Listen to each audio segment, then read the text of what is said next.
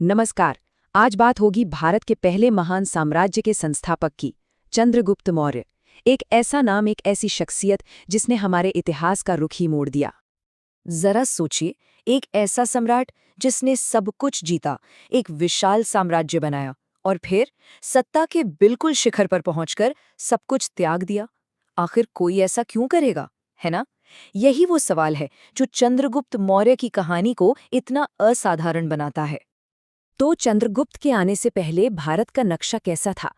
ये समझिए कि ये कई छोटे छोटे बिखरे हुए राज्यों का एक समूह था। कोई एक बड़ी ताकत नहीं थी जो सबको जोड़ सके। और ठीक इसी माहौल में एक ऐसे नायक का उदय हुआ जिसे इतिहास आज भारत का मुक्तिदाता कहता है। ये भी बड़ी दिलचस्प बात है कि एक ही इंसान को दुनिया कैसे अलग अलग नजरों से देखती है। देखिए, यूनानियों के लिए तो वो थे एक महान सम्राट, सैंड्रोकोटस। पर यहाँ अपने ही घर में उनके दुश्मन उन्हें वृषल कहकर, मतलब निम्न कुल का कहकर नीचा दिखाने की कोशिश में लगे रहते थे।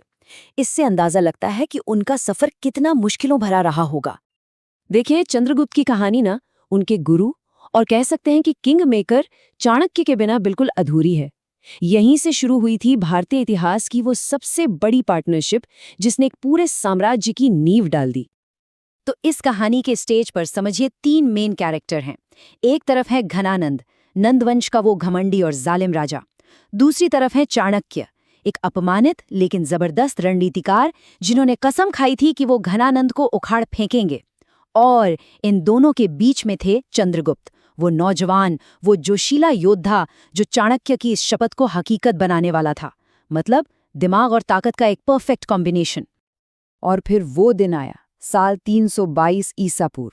चाणक्य की बेमिसाल रणनीति और चंद्रगुप्त की हिम्मत, इन दोनों ने मिलकर घनानंद को हरा दिया।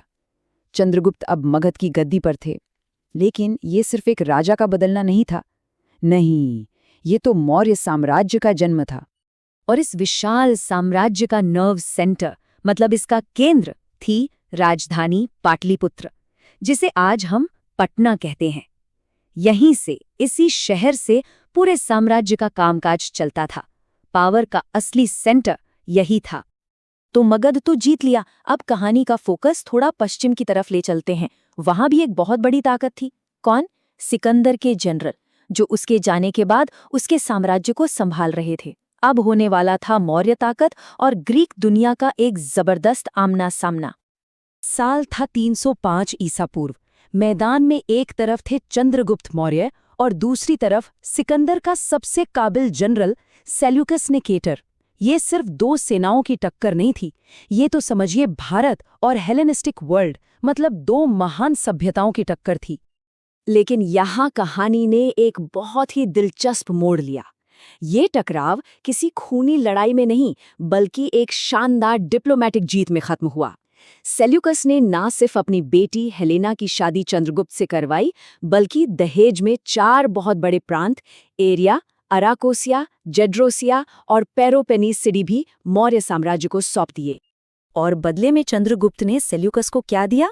500 जंगी हाथी। अब ये सिर्फ कोई तोहफा नहीं था, ये एक बहुत बड़ी स्ट्रेटेजिक डील थी। इन्हीं हाथियों के दम पर सेल्यूकस ने बाद में पश्चिम में अपनी बड़ी बड़ी लड़ाइयां जीतीं और इस वजह से दोनों साम्राज्यों का ये गठबंधन और भी पक्का हो गया। इस संधि के बाद मौर्य साम्राज्य का जो नक्शा बना, वो देखने लायक था। जरा अंदाजा लगाइए, एक तरफ हिंदुकुश के पहाड़ों से लेकर दूसरी तरफ बंगाल की खाड़ी तक, मतलब लगभग पूरे भारतीय उपमहाद्वीप पर एक छत्रराज। ऐसा पहले कभी नहीं हुआ था। अब देखिए, इतना बड़ा साम्राज्य जीत लेना एक बात है, पर उसे संभालना, उसे चलाना, वो बिल्कुल अलग चुनौती है। तो चलिए अब जरा ये समझते हैं कि मौर्य प्रशासन की नींव आखिर क्या थी। इसका पूरा जवाब मिलता है चाणक्य के महान ग्रंथ अर्थशास्त्र में। उन्होंने सप्तांग सिद्धांत दिया, मतलब राज्य के 7 अंग। इसे ऐसे समझिए जैसे ये एक इंसानी शरीर हो। राजा सिर है, मंत्री आंखें हैं, इलाका जांघें, किला बाहें, खजाना मुंह, सेना दिमाग और सहयोगी वो कान है। जब ये 7 अंग मिलकर काम करते हैं, तभी एक राज्य मजबूत और सेहतमंद रहता है। यही था मौर्य एडमिनिस्ट्रेशन का पूरा ब्लूप्रिंट। और हमें उस दौर के बारे में इतनी सारी बातें पता कैसे हैं? इसका एक बड़ा क्रेडिट जाता है एक विदेशी को। सेल्यूकस का एक राजदूत था, मेगस्थनीज। वो चंद्रगुप्त के दरबार में काफी समय तक रहा और उसने अपनी किताब इंडिका में उस वक्त के समाज और राजकाज के बारे में सब कुछ बड़ी डिटेल में लिखा है। और मेगस्थनीज जैसे ग्रीक लेखक बताते हैं कि चंद्रगुप्त की फौज में करीब 6 लाख पैदल सैनिक थे। सोचिए, 6 लाख! उन्होंने तो इस सेना को डाकुओं का एक गिरोह तक कह दिया, एक ऐसा गिरोह जिसने पूरे भारत को आजाद करा दिया था। इससे उनकी मिलिट्री पावर का अंदाजा लगता है।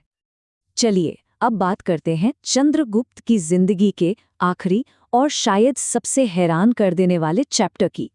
एक ऐसा मोड़ जिसके बारे में शायद ही किसी ने सोचा होगा। अपनी जिंदगी के आखिरी सालों में सम्राट चंद्रगुप्त ने अपना राजपाट, अपना सिंहासन सब छोड़ दिया और जैन मुनि भद्रबाहु के साथ जाकर जैन धर्म अपना लिया। सोचिए, एक महान विजेता अब एक तपस्वी बन गया था और उन्होंने सल्लेखना का रास्ता चुना। ये जैन धर्म की एक बहुत ही प्राचीन और गहरी आध्यात्मिक प्रथा है, जिसमें अपनी आत्मा को शुद्ध करने के लिए स्वेच्छा से यानी अपनी मर्जी से खाना पीना त्याग कर शरीर का अंत किया जाता है।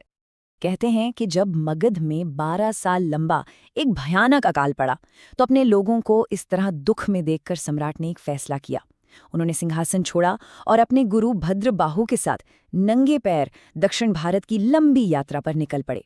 वो पहुंचे कर्नाटक के श्रवणबेलगोला और वहीं पर 298 ईसा पूर्व में उस इंसान ने जिसने सब कुछ जीता था, उपवास के जरिए अपनी जिंदगी का त्याग कर दिया। इसीलिए चंद्रगुप्त मौर्य को सिर्फ एक राजा नहीं बल्कि भारत का पहला ऐतिहासिक सम्राट कहा जाता है। एक ऐसा शासक जिसके होने का, जिसके काम का हमारे पास पक्का ऐतिहासिक सबूत है। वो जिन्होंने पहली बार भारत को एक सूत्र में पिरोया था। और यहीं पर एक सवाल मन में आता है ना, कि पावर के, सत्ता के बिल्कुल टॉप पर पहुंचने के बाद उसे पूरी तरह से छोड़ देने के लिए कितना ज्यादा साहस, कितना आत्मनियंत्रण चाहिए होता होगा। यही एक सवाल चंद्रगुप्त मौर्य की विरासत को सिर्फ ऐतिहासिक ही नहीं बल्कि दार्शनिक भी बना देता है।